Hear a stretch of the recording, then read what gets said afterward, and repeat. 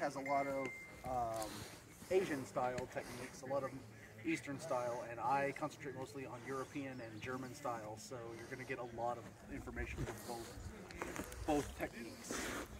So that being said, I'm kind of limited, and I always have to make up a name for what I'm doing because I want to speak Japanese to the different stuff. So I'll ask you periodically, you know, what's a good thing to call this? Okay. So, yes. Did you go to martial arts?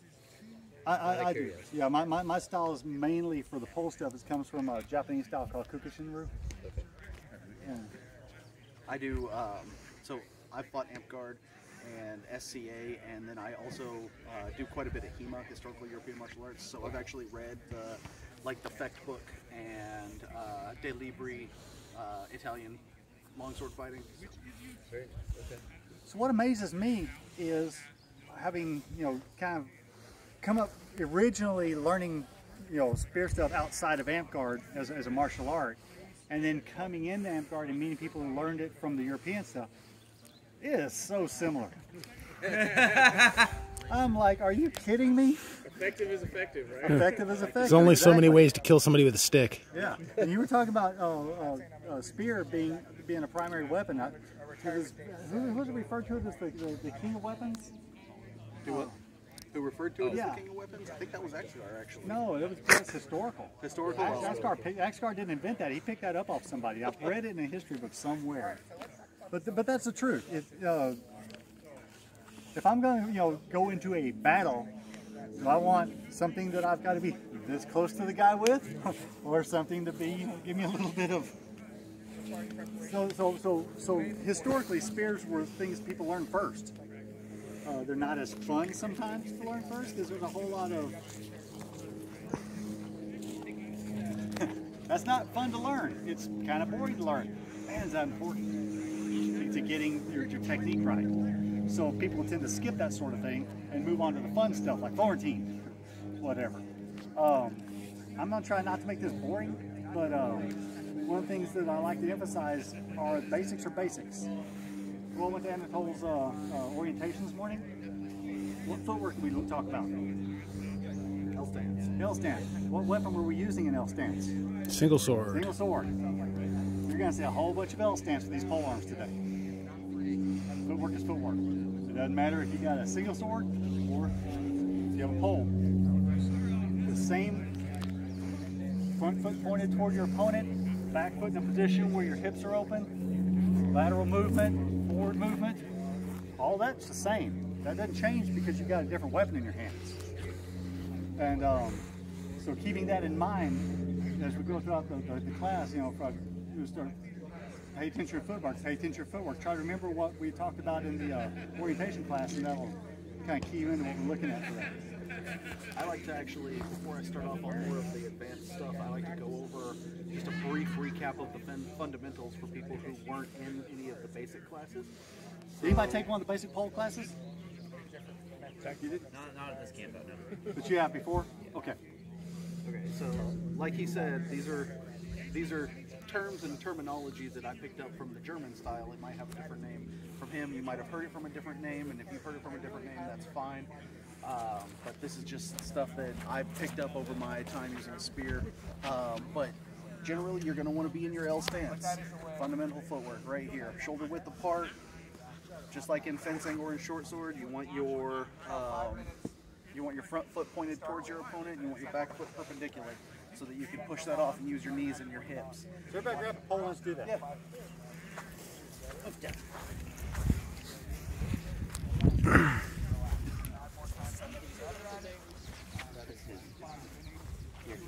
Here you go.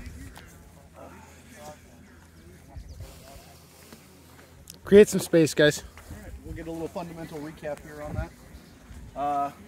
Just like in short, front foot pointed towards your opponent, back foot perpendicular to your opponent, knees and hips nice and loose. You want to be able to bounce around and move, because even with the pole, you're going to be doing a lot of lunging and a lot of moving. Exactly like with short sword, if you're going to do lateral movement, if you're going to move to your right, boom. If you're going to move to your left, boom. You want your lead foot to go the direction that you're going, right? Like You're gonna move right, you want your back foot to lead. You're gonna move left, you want your front foot to lead. So pretend like I'm your opponent. Everybody line up on me. Point your pole and aggress me. Now look and make sure your front foot is actually pointed at me. A little more. There you go. There you go. That's the footwork we're talking about. Get a feel for that. It is so easy to pick up a polearm and feel like you've got it. Left to right. But man, that foot alignment is deadly to your knees because poles are heavier than short swords. And the more you reach, you're not just reaching out with your body weight, you're reaching with body weight and a lever. And you're throwing more pressure into your knee even than you are lunging with a short sword. People destroy their knees by not having that foot alignment with a pole.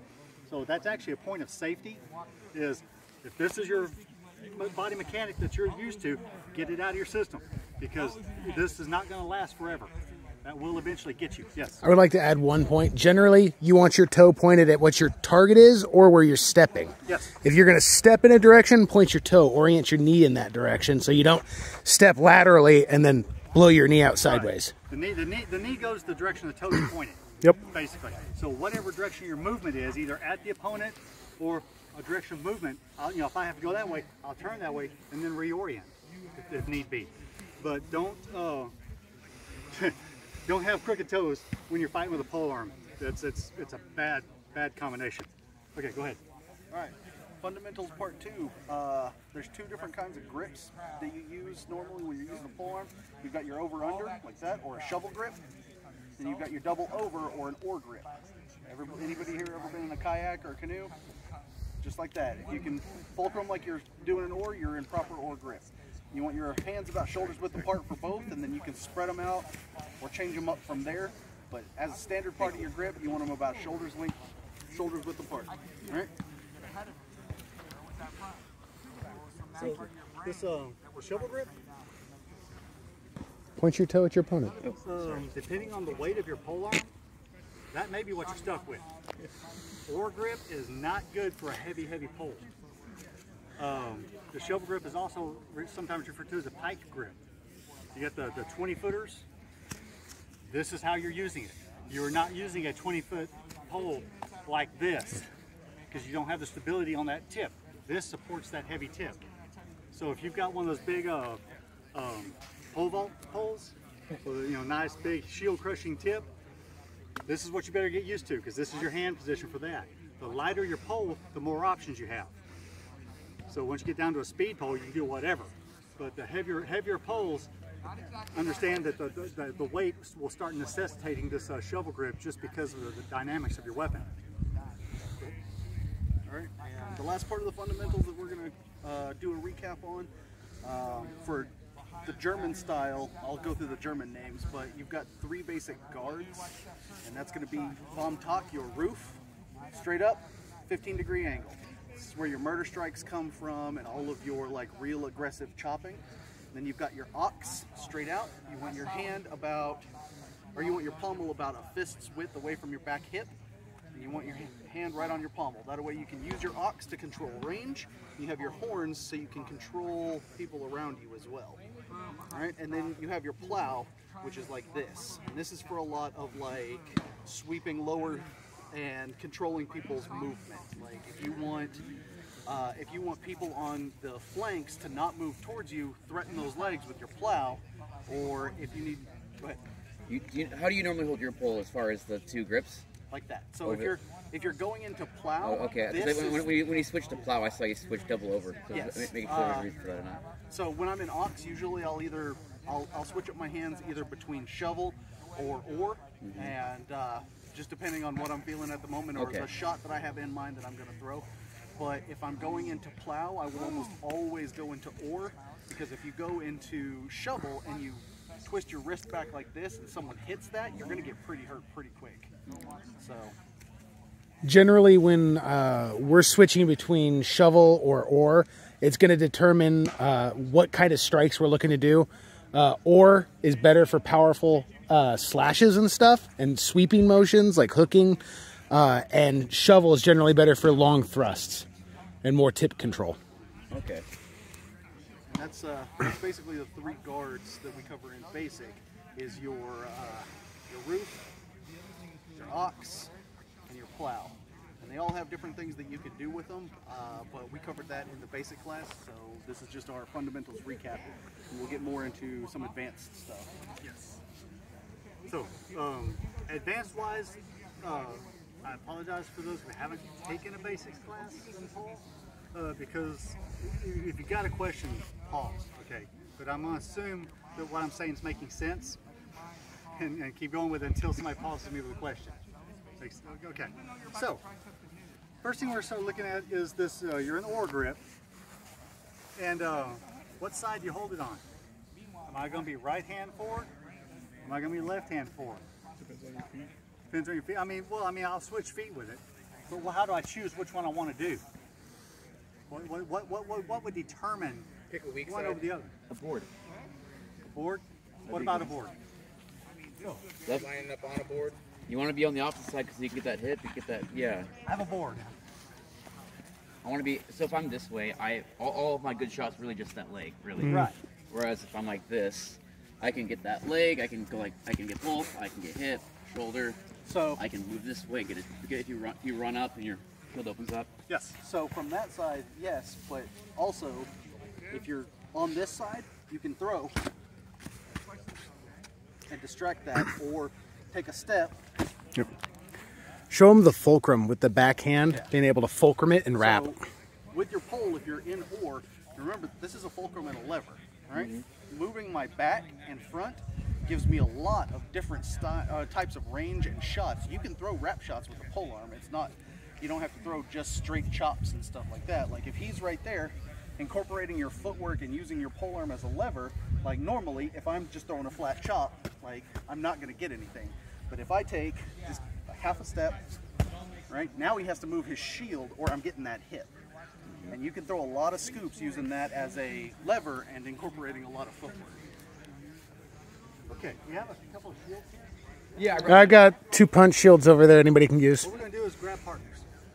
One of you with the pole, one of you with the shield, and we're going to swap back and forth. So grab something if you don't mind your buddy using. We're going to look at something. Malice, just, you're probably going to have to watch most of the stuff.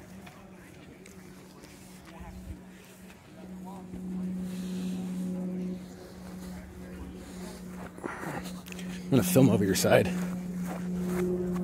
Okay, so what we were talking about just now is whatever your opponent's got may determine what side you start off on. If he has a shield there and I'm lined up on his shield side with my guard here, it's going to be harder to get around over to the meat of the sword. Does that make sense? Here, I got a little more open option, right? He's probably going to know about that though. You know, he sees that. He can see that's starting to look scary to him. So here's the move you're going on. Good, solid, open move. That's pretty high percentile, but it doesn't leave you really that open. I'll start looking at him like this. So he's not being threatened. Right here, he's got a pretty good idea about what I'm going to do, right? I've got a pointy thing pointed at his parts. He's wanting to cover his parts. Now there's a question in his head. Well, I'm about to do this. If I'm up here, but this is not as threatening. What do you feel that's open from here? What do you feel like I'm about to get? Well, you could chop the leg, the hip. You could, if you pressure through the shield, you can chop the back, the ribs, and the hip right here. From there, you can also do a lateral step and a windmill into this whole side of my body. Like from that position, you've got a lot of openings that you can get into. So as a shieldman, that's what's running through his head. Watching for shots coming in for that hip, leg, or a big old windmill trying to sneak into the other side, right? We're not going to do either of that. But I'm going to make him think I am. So I'm going to step in and I'm going to chop about as hard as I can. I might even look at it so he can see my eyes eyeballing that hip right there. And I'm coming for it. And I'm bringing this in.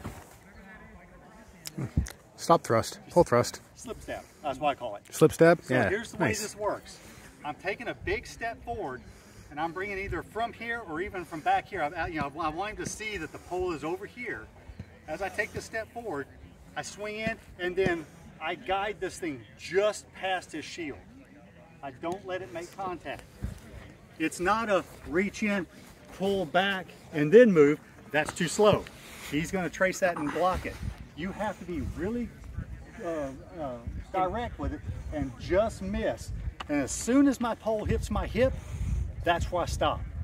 I don't want to end up over here. Once that happens, I'm in a bad spot. So this motion coming in at speed is just like that. Very intentional with your range too. Like he said, you don't want to hit the shield. You don't want to overcompensate and go too far out. You don't want to have to draw your hands back into your stabbing motion. Be very intentional with your range. I'm coming across. I feel this impact. That tells me to fire. Everybody see that? Real slow. That's fun. Just get a feel for it. Give that a go with each other, and then back and forth. And then we have an odd number of students. All right, thanks for coming to class. That's all right. We'll work our ways in. That's the only shot I've done for the rest of my life. I can hold a shield while people drill. Oh, okay. Why are you doing flow? Now you got me interested. Let's just pray for you. You want gloves on? watch, this is the flow application of this. Nope. Same thing. You watch that sword as you're coming in. I barely miss those shorts and shoot in right behind it. Sometimes they'll block one, sometimes they'll block two, whatever. You guide right past the swords and pop past them. And it works even better. It's harder to get this with a shield than it is flow. This move tears flow fighters up. Yeah, it's gonna be the same thing. Most people are not going to try and block a pole swinging in on them with just one. Yeah, they'll throw that other one on there. Unless they're like Potato and they've got massive upper body strength, they're not going to try and just one shot or one sword block a pole coming in. That's it. Part of that depends on what I'm doing. If I'm over here, dirt, and they see me, sometimes they'll throw that out there because I'm just coming. And they're like, oh, I can block out with one hand. And you're like, no. But if I'm lined up on them, I'm like, and they're like, no! It gives even more of it because they're like, wham, that sucker. And they're launching, they're ready. They are, as soon as that hits, they're ready to come flying. And they're like, boom, oh. And like you pointed out with lightning, the purpose of it being a stab and not just like a windmill to a slash is, let's say I do try to block it with one hand, and I'm going to try and like rush him and swing with the other hand. If he gets me in the hips, I'm not chasing him. Like, he circumvented my block, and I can't hit him. Like, well, part of also what you were doing when you had the board side was you were also shortening his range of motion because you have to cross to throw that shot. Yeah, definitely. Okay, because my brain is trying to process because in amp card I'm used to being this way to you, and so your sword side is always towards me, and so if I have this pole, you know, if you got a pole, I mean a sword board, I'm always towards your sword, right? Whereas this way, I'm towards your board, away from your sword, but I have less shots to take unless I open you up, right? So, also, if you think about it like that, that's a good question. If you, like in the basics class, we teach to lateral movement away from the threat. So if he's sword and board, and he's got his sword in his right hand, I lateral movement away, I can still hit him, but now he's got to turn his whole upper torso to try and get to me. You're moving yourself away from the threat while opening them to you still being a threat. And if you can make them stay flat-footed, that's even better. Okay, so that was the Florentine thing is kind of self-explanatory. We're not going to spend time on that. It's the same technique. It's just, it feels better because you're so much fun to stab Florentiners, right? I think that's just bias against Seth. It isn't really. So the technique there is the same. You're just guiding past swords instead of a shield. So let's grab our shields again. Grab a shield. This is somebody who's seen you do that. You just whacked his friend with that, and he's like, you ain't sticking me with that. Right? So as I'm coming in, I do the same move, and I swing through, and he's like, no, you ain't stabbed me. And there's your technique. So I'm coming across, I start in with a stab, and then I shoot down with this back hand and fire over the top. That shield's shoulder is 95% of the time going to be there because they're looking for that slip stab, they're tracking that slip stab, and they're hitting right over the top. Give that a slow motion feel to see how that works. That rear hand fulcrum is going to be. There's one more thing do with shields, we'll come back. So we'll come back to shields in a minute. But this was from this this oar grip. Remember talking about oar grip? Is kind of a like you're rowing a boat. Yeah. What's the Japanese term for that? Oh, you just caught me flat. There is a Japanese term for that. I cannot remember it right now to save my life. It's They don't have words for boats. they have a word for this. If it pops in, I'll think of it later. I'll probably be tonight when I'm driving home. Like, oh, that's a word. Yeah. Okay, so what are guards? Show me the guards again. Got your roof up above 15 degrees. You've got your ox out in front of you with your horns, and then you've got your plow down like that. So we're going to look a little bit at the plow. That is my, especially pole on pole, plow is my favorite by far. The reason for that is because I keep the business end of everything that's happening right in here, where the targets are. In AmpGuard, we don't, head's not a target. There's not a whole lot for me to do up here, other than maybe snipe some shoulders. And shoulders are easy to protect. I got this much and this much space that they have to hide behind, and they're good.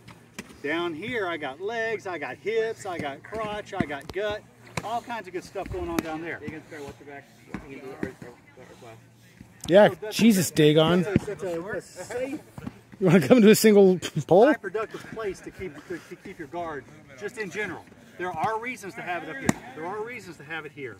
But in general, this one's going to be the one with the most value for you. Okay, so pole on pole, this is pretty self-explanatory. If I'm coming in, he's in the plow, and I try to stick him, he knocked that sucker aside. I got choices. My choices are now left or right, because there's a dividing line right here. So whatever techniques I throw are divided up into something to the left of that pole or something to the right of that pole. So that it really doesn't matter what I'm doing. I can be slashing, I can be stabbing. Anything coming in is either going to be to the right or to the left. If it stabs, same, right? So that's a good, safe thing to hide behind. Now, what do I want to happen after that? I thought he's got I throw a shot, he deals with it. So that's the end result right there, right? He's going to block me and poke me. I've been blocked over here. I'm going to try to do the same thing. Now we're going to get into a pole fight. We're going to get up here and...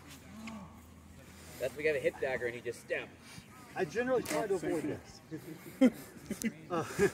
So, there's a method of blocking from this oar type position, which will help you out in a whole bunch of that. So instead of, if you're stabbing me, instead of just making it a block on one side, you can actually do the oar thing. So actually, to start off with, it's easier to teach it if I give you this opening here. Okay. So instead of line up in the middle, I tend to bait guard. I'll look at you like this. I take away a whole lot of this over here, and I'm like, here I am. So I'm looking at you like this. This does not look like a highly defensible position, correct? That's what tends to, people are like, is he baiting me? Let's find out, you know. So that's what I'm going to give. When the shot comes in, I make the oar movement. See that big circle? So instead of blocking out and then trying to get him, and he might block me, and I want his pole, if I can, I want his pole on that side of the ditch field. I'm going to try to send it into the trees if possible. I'll send you a text. Yeah. So the motion is a big circle with that back hand. And that's what I'm looking at the end of that circle. Very hard for him to recover. Yes. If he is coming at me in the shovel position, can I do that? That's the end result 9 times out of 10. Because you're working right against his thumb. The opening of his hand is right there. It's one of the other reasons I like the oar. Do what? It's one of the other reasons I like the oar. So against a heavy pole, somebody's having to be there, this tends to get even a higher percentage of that technique launching. And if you're on a good ditch line, you can put it right in his buddy's face. I mean, just that's the content we're here for. There's the main pull stuff. I'm not trying to be mean. I'm trying to say, understand that if you do this with a lot of velocity, you may lose more friends than just him. It's not mean. It's all business. It's all business. Amen. So everybody's got a pole, grab everybody in real slow. Just don't blast each other, but give them an opening. As it comes in, practice making that contact and I'll throw it shooting a you. big circle. Which guard do you want me in? Here or here first? Here, do it one more time so I can film you from the back. Yes. Here, One more time. Xander, one more time so I can film him from the back. Cool. This is where I end up. He's got this side open to me instead. That is a lesser chance of getting it off just because I'm pulling that right across my face. Everybody see that? You can do it, but you got to really watch that thing and guide it past your head. And then once you're there, you've got options to work in. So it's doable. It's not as safe. So that's one thing. That's one that I'm sitting there fighting these people here, and I'm like, oh crap! There's something coming in on this side. And I just caught dead to rights. That's when that usually happens to me. It's not one I plan for, but when it happens, understand you're pulling their weapon right across your face. So don't let it hit you in the eye. So give that a slow, easy go and see how it feels. So We just did it. Go. We just did that. No, it's gonna. Oh. Stop. I'm putting you on. Inveldag. So when I do it and I'm trying to because I do it with armor, without armor. With armor, I'll do it like that. Without armor, I'll just put my shoulder because I'm usually fighting right-handed person. So I'm just holding this block when it comes out here. As they run out, I'll throw something and they decide to run out really quick. Pull my block here, take my step, shove in with my shoulder, just to make the space. Usually I got my block out here. Right. So either way, I'm kind of surviving. So a better way, or a different way I could say, is if you can keep them from ever even getting into the range to throw a shot at you, that's optimal. So Here, if film someone's this. charging you, let's say, let's say Spicy decides to charge me, right? He puts the wheels on it, right? Exactly. Throw that shot towards that center of gravity. You're trying to create stop. What kind of pole arms does it take to do that? It takes a heavier pole than a speed pole. You cannot do this safely with a speed pole. Let me see your I lost my favorite speed pole in the world. I'd had this speed pole for years. It was my absolute favorite speed pole, and I lost it. Somebody charged me, and I snapped it over the bridge of their nose. All right. Now this is a much heavier pole. I'm going to stick it into the same spot. Go ahead. Oh God. Yeah. See the difference? See? So how do you know if your pole is that sort of if the pole is usable for this type of action? There's one easy way to tell. your grip. What's he using to stop him with? His body weight, right? Mm-hmm. Can your pole take your body weight? Come here. You come here.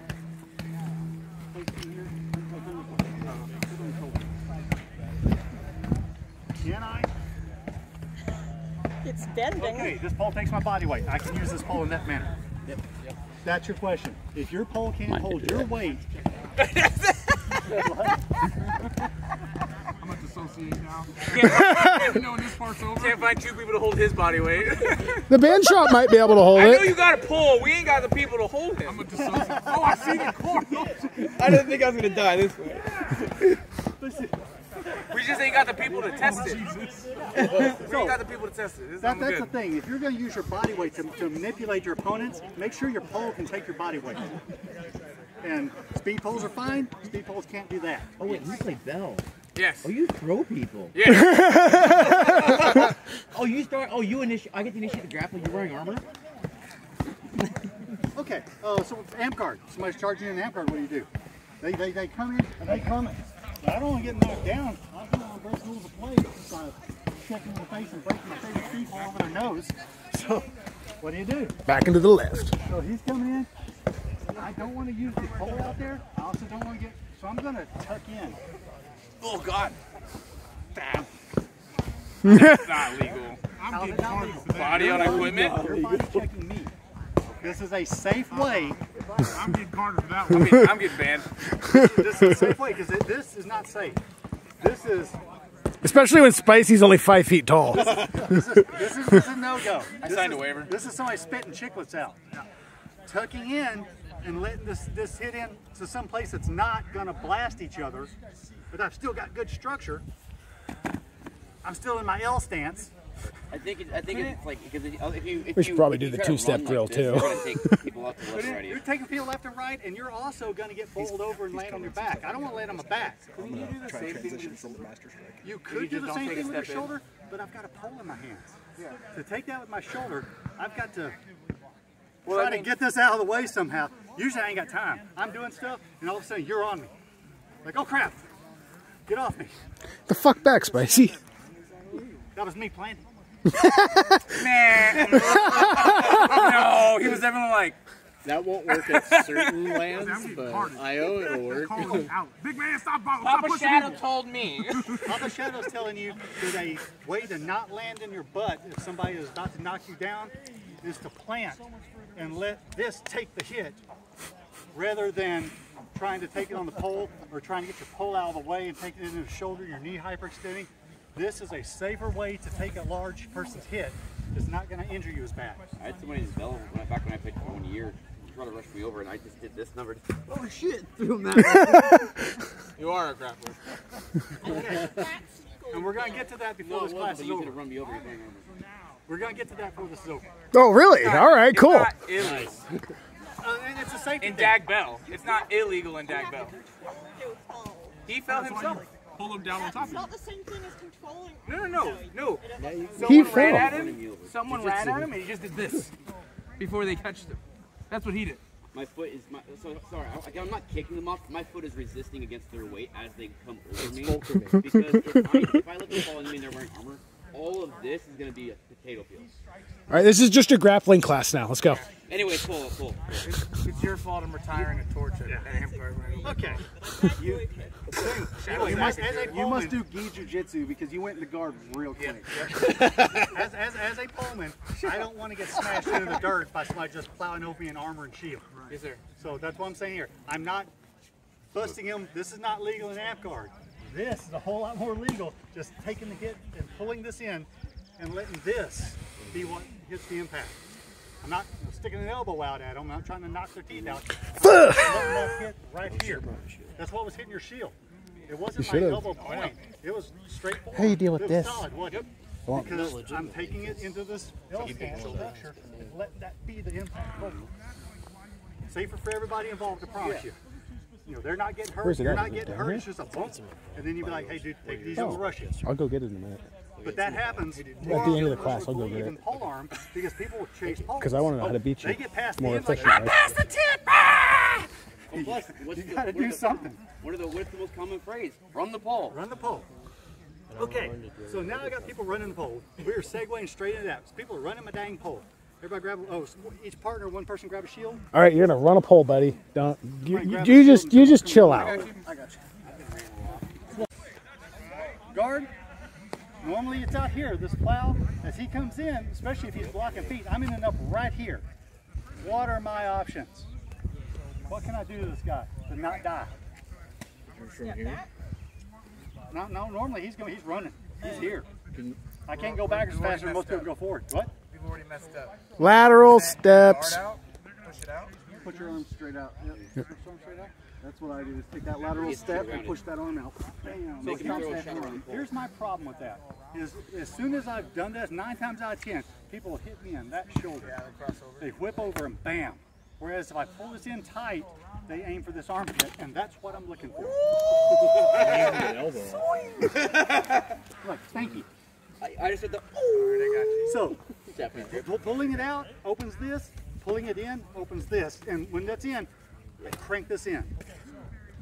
You know, if I do it right, I can actually get the block there and then the Saying hit. if you throw a regular That's the shot, timing of it. baiting too short for this. No, that's hard to here, do. It's way too short here. Oh no, I meant for like a full sword. That's what he's saying. I need like a Here. longer Whereas I handle pull pole my to guard like here, get into it. where are you going to be able to do it? Which is Oh, with those. Yeah. You're good. throw there. No, he's All right, you want to try this? this is the he's way too close to me and I'm still trying to pull off a shot. The basic shot that is covered in basic pole classes. Oh, why don't you have a sword? I came to pole class.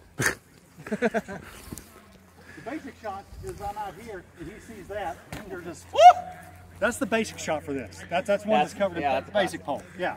Just face that lead shoulder and pop him when he goes for it, and I'm clearing my way with my feet just so he can't chase me as easy. So that's the shot that we're tightening up. Like, I like that shot, but oh crap, he's all up in here. Now we got, what do we do? That's so that's where this shot came from, was that basic just pop up. And for me, it was that back step was what I was forgetting. That's why I was so tight. So that basic pop up has another variation because some people have seen that. There's some shield fighters will not throw to the outside of a polearm because they've been popped in the armpit way too many times. All they're going to do is high cross. That's the only shot they're going to throw because that's where they feel safe.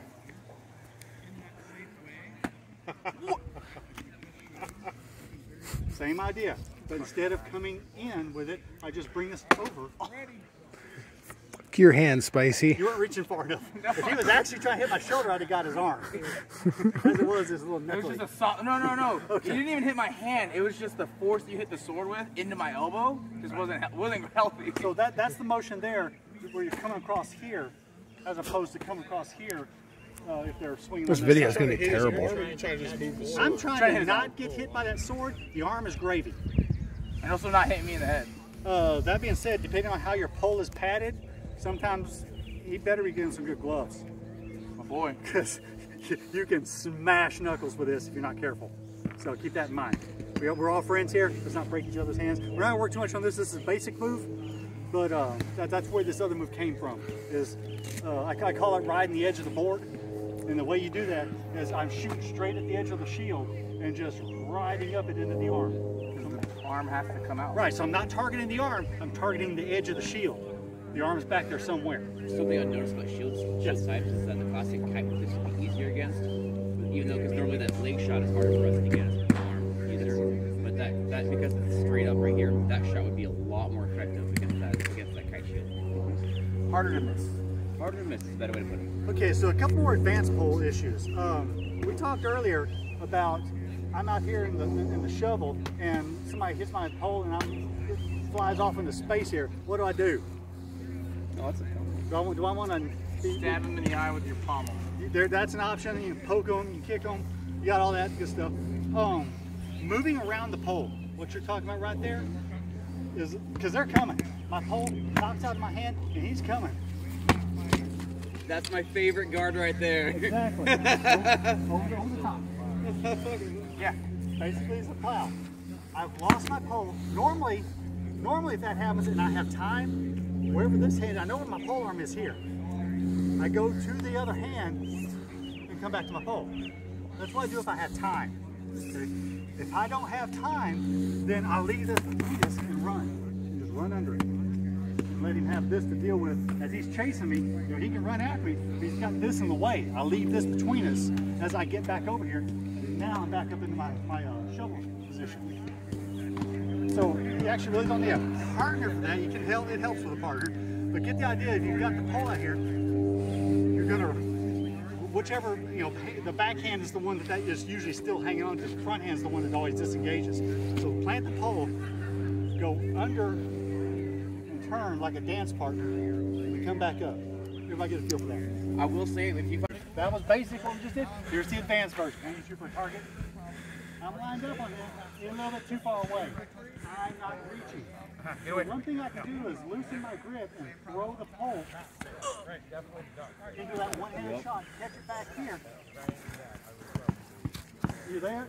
Or from there, I can just roll under here and back in the guard. My favorite shot. We'll practice that. Right here, you got the lead hand. You shoot the pole out into that hand, and you go back into grip. And you were going forward too. And an attack all in one movement. So if you're working pole versus pole, come on over here, go ahead and get into your roof, right? So if he's going to get a little higher on your roof, if he's going to murder strike me, A master strike is a defense against his attack while I'm attacking. So if I see that he's in roof and he's going to most likely be murder striking me, I'm going to get into Ox. That way, as he's throwing his murder strike, go ahead and up, I can throw a block into his attack as I'm sticking that stab. All right. Now, if he's in Ox and he's going to throw a flat chop at me, you can do the same thing. You can throw your polearm at a slight angle and take that same step. Now I've got that block and I've got the same stab. And if he's got a stab, right, same thing. As he's throwing that stab, you can take that step in with the same motion as you're doing with the Ox to the murder. Go ahead and throw your stab. Right? Out and up. Most of these are stabs, and they take a lot for you to practice to get effective with them. But I want you to pair off very briefly. We're going to go, we'll do 2 each. So that way y'all can kind of get the body mechanics behind it. And then I want to move into some power generation for that. Like you guys, you fight together often. Start practicing those master strikes, because if you can accomplish that in a single move, like you will find that openings that people are presenting are a lot more evident, even if you're not planning on master striking. If you know what the master strike counter to something is, the second somebody comes up, you're like, oh, well, here's the counter. Now I know that this stab keeps you from punishing me for throwing. As opposed to this stab, where if I go low, you can still just murder chop the hell out of someone's shoulder. Definitely wear lacrosse gloves, though, if you're going to do these. Yeah. All right. And this last part that I like to call make it spicy, but do it nicely. And it's power generation without a lot of movement. You don't subscribe to that one? So that's the spicy part. I'm gonna dissociate. I'll let you hit me if you want. a lot of people think power generation with a polearm requires a lot of hard movement. Right? But you can generate a significant amount of power if you know how to use your hips, your torso, your shoulders, and you do everything with good body mechanics. Like, if I want to throw a shot like this, I can do it without a lot of power. Do you mind if I hit you? All right? But if I know how to use my hips and my knees, I don't need to come all the way back here. Literally just do a little half windmill, turn your hips and your knees, and you can get a lot of power into a shot without having to go all the way back. One of my favorite shots is actually back here. If in this guard, which would be your guys' offhand guard, is if you're my enemy and I use that hip, and I just rotate that. I just rotate that hip. So that's actually something that we taught in the basic class. Is if like he's over here and my primary opponent is right there, I can get my hip. Yeah. Use your hip as part of the fulcrum. And that's all. Do it from our shoulders too. You can do it from your shoulder, you can do it from your hip. It's all about applying body mechanics to get maximum effect on your pole with minimum movement. You have anything you want to add to? Don't kick polearms. Yeah. Yeah, don't kick it your pole. adds too damn much power. I don't know. Nonsense. Okay. No, don't do it to me. No, kick spicy, kick spicy. I want everybody to line up real quick, and we're going to go through one drill. Anybody here mind getting hit with some force? Huh? No, I'm going to have y'all pair off, so I want to know if anybody has a problem with getting hit. Okay, so you two can pair, and you two can pair. I have a problem. You have a problem? You have a problem with getting spicy? I'm okay with it. You've got somebody out of range over here. Uh-huh. You finish this person off because you don't do this with somebody in front of you. Flip into the shovel position, aim the pole, and shoot it through. Yep, just like we were talking about. Cool. And that gives you a sniping attack from right in front of you that they don't ever see coming. I'm not stepping towards, because you're going to key off of that. If I take a step and orient, that turns you. But if I'm over here, you know what I'm saying? I'm not even looking really. So a lot of times you can pull that off as a long-range sniping attack and get a lot of easy kills off that on a ditch field. So play with that a little bit, and the goal is, you're fighting this person here, you turn the pole, put your hand at the very base, and then all the way to the end. Sorry. You can also, that also reminds me of one thing that I was been thinking of earlier, you can almost double the range of your stab by incorporating a little bit of footwork. If I'm right here, he knows that I can't stab him, right? But if I'm sitting here and I throw a shot to his hand, and at the same time as I'm throwing that shot, all I have to do is switch my feet, right? So if my pole is right here, and my foot is right there, I cannot stab him, right? Pole right here, all I have to do is switch my front foot to my opposite foot, and then I have like 8 inches of extra distance that you can stab with. Sneaky reach. Yeah, sneaky reach. And if you do it while you're distracting them, throw a shot, boom, right?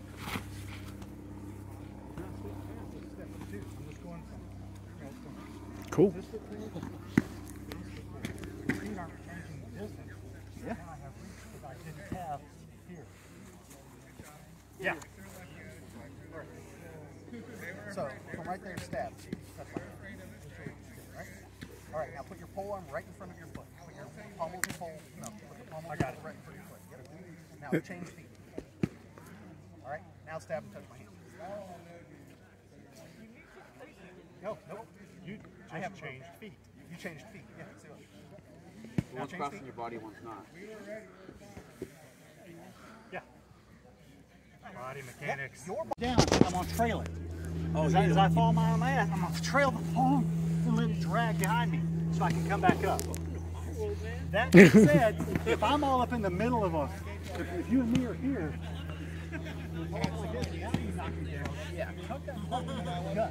that way when you go up and over, Have you met me before? I do parkour gymnastics. I've been doing that. so you know about tucking the pole in? Yeah! Okay. Well, I know the Everybody else see roll. that? Yep. That's the way to keep from getting tangled all the hell up in your pole. Just get into your gut and fold your roll. Fucking over the forward pole. roll into it. Chop. And that's another one, is ditch the tip and only hang on to one end as you fall, and it'll trail behind you and you can come back up. All right, Mouse, do some tumbling. Oh, this is great. I didn't realize that was actually a thing for it. I've just been doing that. Thanks. That's the thing. I love that. That probably comes from like, So much safer than trying to throw the pole and get away from it or let it fly in the air. If you can hang on to it, you keep control of it. What would you do if, like, we were okay, let's say you 3 are enemies, we're allies, and if I get pushed in a team fight, would you do the same thing? Just try to put this vertical and then fall back? like if Me personally, if you're with I'm a here. team, if you're with a team, you should never have been pushed onto your back first. Second, if you're with a team and for some reason I have pushed you onto your back, take a couple of steps, they should come in to keep you from having to. Yeah. Yeah. If you done Matt goofed up and tripped over your feet, keep the shit vertical. Like, That's my you're only just question. gonna do this, and we're gonna be in the middle of a fight, and you're gonna be back there You're useless gonna as drag shit. your teammates. Like, Whereas you can go, oh, I have a pole now, let's go. right. That would be another situation where whatever your backhand is, ditch the front hand and just as you fall, hang on with the backhand and the pole will trail. Yeah, through and everybody all behind we you. see is this, and we're like, what is he doing? Yeah, don't Are you okay? Don't try to pull your teammates down with you. That's bad technique. Fair enough. Oh. Any other questions on this advanced poley stuff? No, I really enjoyed some of this stuff, yeah. Kind of spotted around and touched on a bunch of different things, you know, because there's entire martial arts designed around poles. Yeah. So, you know, we're not in an hour and a half. We're not going to touch on enough to give you a full idea of everything to do with pole. But I figured bouncing around like that would give you food for thought in different directions. I'm just surprised Ukemi came involved. Ukemi is the art of falling. Is that Japanese? Yeah. That's the first skill everyone should learn if they ever go outside. It's how to fall. That's my thing. But yeah, with a pole, it's a particular issue. Yeah. Because, you know, sword and shield, all that goes with you, are fine to go. But poles hurt people when they go down and they try to do stupid stuff while they're going. You got two choices. Ditch one hand, let the pole chase you, or tuck it into your gut and roll around it. That's it. Those are your two choices. So, I've got one specifically. It's a follow-up. I'm not going to teach it in a class because it only applies to those two. Because none of y'all do DAG, right? No DAG. I do better. Okay, so it'll only apply to these two. But like, say he's got his shield on because he was talking about he wears a shield on his arm and he's got his red, right? So let me see that pole real quick. Go for it. Put it on search. talking about it. Yeah. You're gonna give him a pole or what? So go ahead, yeah, grab a pole, grab a red or whatever. So come over here where we got a little bit of space. So he was talking about his methodology is tucking that shoulder and starting to chop down this side, right? Now if I'm doing the same thing and I'm using just a pole, if I can get his onto the outside of me and choke up, right? Oh, Go yeah, ahead and throw your I shot. have nothing. Oh, God. Oh, Yep. that was nice. Throw that leg behind him as you're choking up, right? Yeah. Yep. It's a hip throw. It's really a hip throw. Yeah. And then you can stomp them. Well, hold up. That's You know, not technically, Okay. technically legal in Amcar. Oops, my leg is in the way. Right? There's a My weapon touched you, but There's yeah, a that's Bohurt throw. specifically only good for Yeah, it is Bohurt. like these two guys. But yeah, if you ever come across a guy who fights in this like orientation with a shield, if you can get in close and get that choke in that block, cross feet with them because you can get that footwork, and then you've got all of their shots blocked because you have a long blocking surface, right? And then all you've got to do Two-way street. exactly two-way street.